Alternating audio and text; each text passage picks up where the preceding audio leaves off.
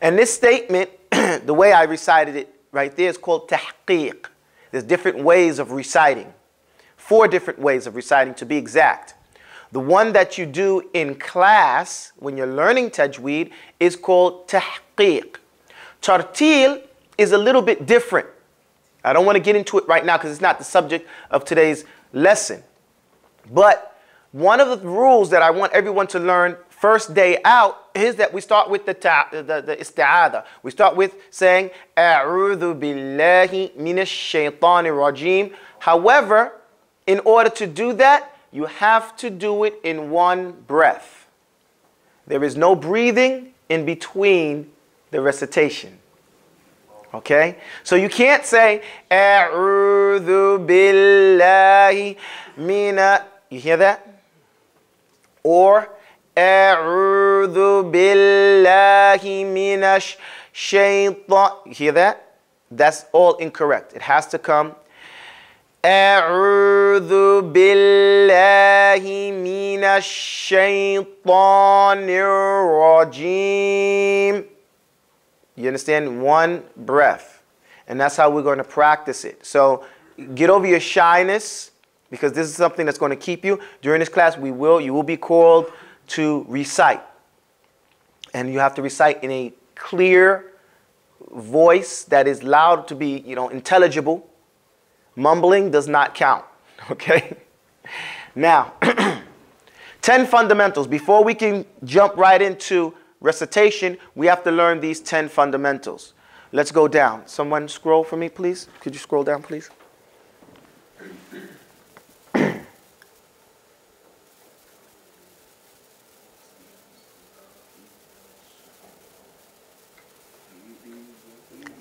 Okay, that's a little bit too much.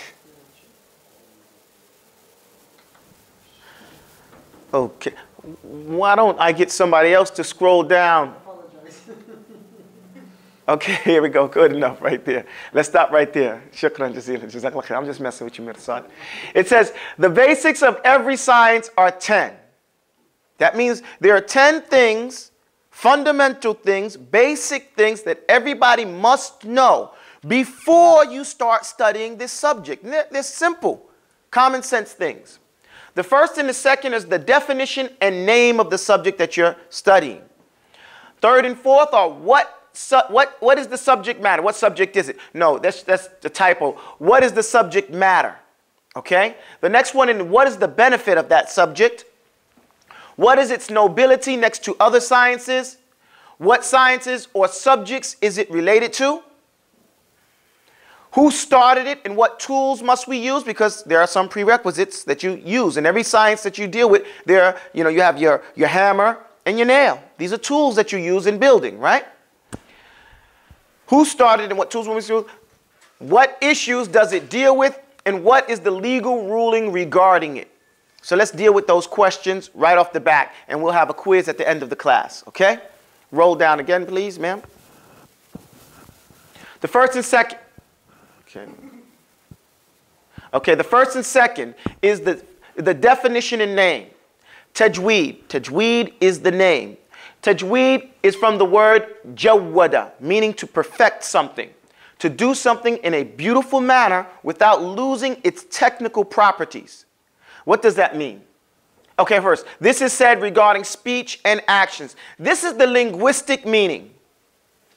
The Arabs, when they said something was jayyid or something you did some tajweedan, they didn't necessarily originally mean by that qira'at al-Quran, recitation of the Quran. But this was something like in the Chinese language, they say good kung fu, right? They say good kung fu. And kung fu didn't mean fighting. Kung fu meant that whatever you did it good. Whether it was cooking, whether it was architecture, whatever you did, good kung fu. You perfected it. You didn't lose nothing. And in fact, you did it in such a beautiful, artistic manner. This is the original meaning of tajweed, and it still plays a large role in what we mean when we say tajweed. As a term, tajweed is to give the proper recitation. I'm giving you a general because this is a beginner's class. The proper recitation of the Quran. What does that mean? That means The smallest part of the Quran is what? The letters. The harf. So that is for you to recite each letter, each haraka, harf, letter and what do you call it? Vowel, the way it's supposed to. And if you paid attention to that, then that would make the words sound perfect. And not just to do that, then to beautify that. To beautify your presentation of that recitation. Does that make sense? That is tajweed. And the study of tajweed is to get you to do that naturally. Without a whole bunch of mukallafun, without a whole bunch of, sina'a. What is that? People that they go too far with it, and it's plastic, it's artificial. Okay? It's instead of being crafted, it's more of a production with a factorization, like a factory. Okay? And we don't want that. We want a performance, a presentation, a beautiful presentation. And that's done through constant work. Okay?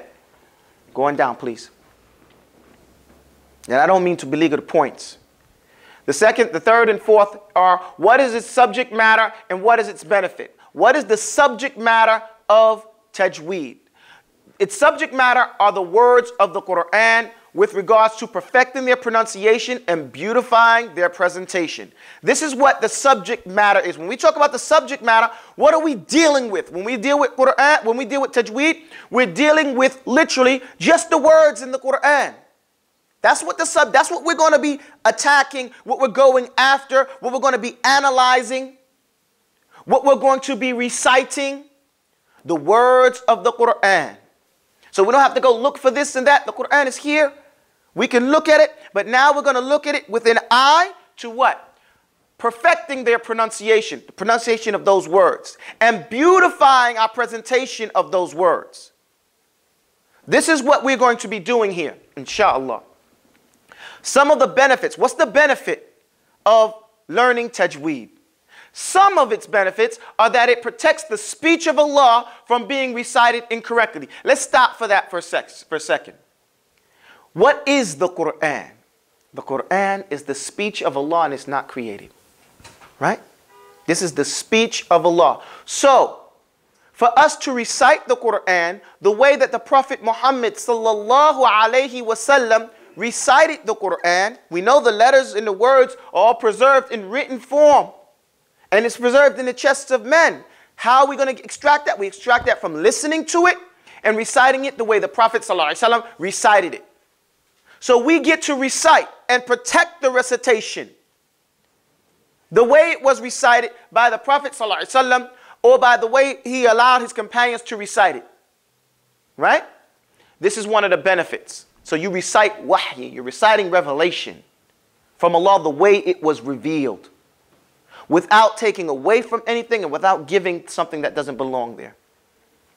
Okay, so that's one of the benefits. It protects the speech of Allah from being recited incorrectly. So the benefit of this science is that it clarifies to the student how the Messenger of Allah sallallahu alaihi wasallam himself used to recite the Quran and allow it to be recited by his companions. For this reason, it is considered to be one of the sciences of tafsir. Why is it considered? How could tajweed be considered a science of tajweed, of tafsir? What is tafsir? Tafsir is the science through which we recognize and understand what the Quran means. When you recite the words correctly, you've broken them up. So now we know that this was an as opposed to an. That's some clarification, tibyan. It clarifies what is actually there. Knowing the words is the first thing you need to know in a tafsir. So hearing them recited correctly is considered one of the first forms and levels of tafsir. Do you understand that? Okay, let's go on. If I have any questions, stop me at that point if you don't understand the point, because I'm going to ask you this. Someone's going to come to you maybe and say, you're studying tajweed? What is tajweed? What's the benefit of studying tajweed? And you don't have to make it up. You don't have to think whole deeply about it. You've got the answers. So if you don't understand them, and there are more to this than that, but this is basic. Don't try to be, over eloquent and talk in manners that, you know, are beyond the subject. Deal with it real basic, and then we move on.